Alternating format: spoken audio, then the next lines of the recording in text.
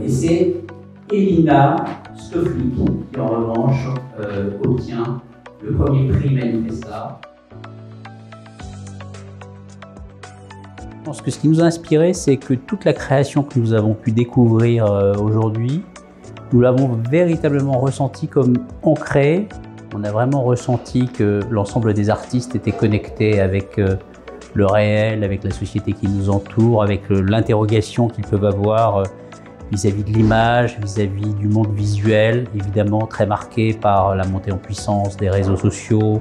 La question qui se pose, c'est toujours voilà, qu'est-ce qu'on nous donne à voir? Et c'est jamais évident dans la mesure où on n'a pas forcément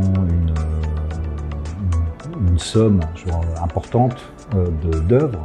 Avec des fragments, ou disons des échantillons, ou disons assez parfois ténus, et c'est difficile de se donner une idée du travail de chacun.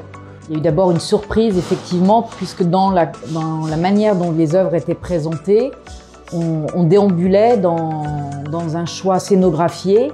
Des jeunes artistes diplômés dans leur grande diversité.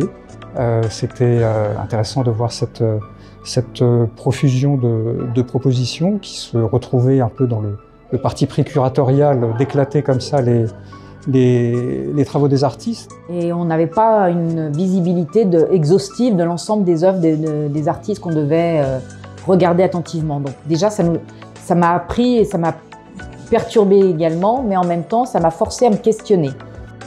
Moi, je dis toujours, une œuvre, c'est comme un point sur une ligne. En fait. Ce qui est important, c'est de comprendre la ligne, c'est-à-dire la trajectoire, et pour ce qui est de très jeunes artistes, d'essayer de comprendre quels sont les germes en fait, dans ce travail.